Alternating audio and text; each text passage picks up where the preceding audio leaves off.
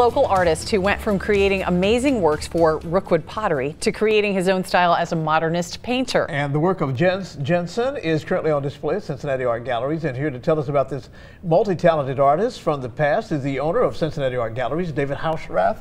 Thank you so much for coming in. Thank you for having me today. Now, we were talking a little earlier, Mr. Jensen, he worked for Rookwood from 1928, 1948, and then he moved to Ripley and worked. Yes, he was actually born in Denmark. He moved to Cincinnati in 1928, where he joined Rookwood Pottery as a decorator. He married Elizabeth Barrett, who was also a decorator at Rookwood Pottery.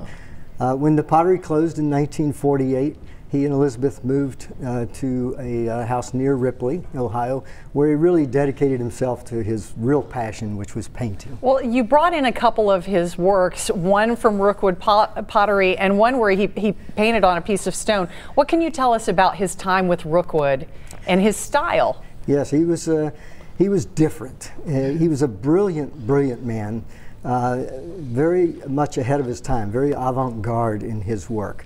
And his Rookwood pottery is distinctive because of the modernist look of it. This is a rather basic piece of his, but it's very impressionistic and loose. He sometimes painted nudes on his works of pottery, which was, for the 1930s and 1940s, pretty unusual. But his work is highly desirable because it was so different and so modern. When he turned to painting, he painted on paper, any kind of paper he could find.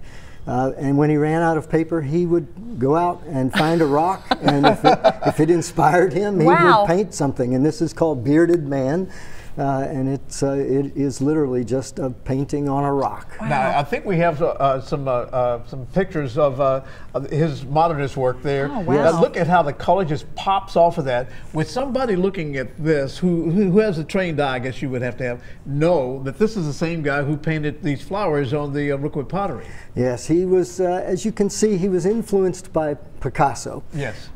He used techniques developed by Picasso, but really developed his own style.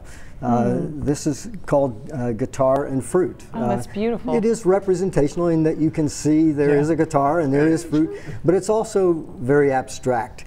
He was wonderful with color and shape and form. His colors are just so bold and interesting. This is called Quilted Lady with Hat. Wonderful use of patterns there.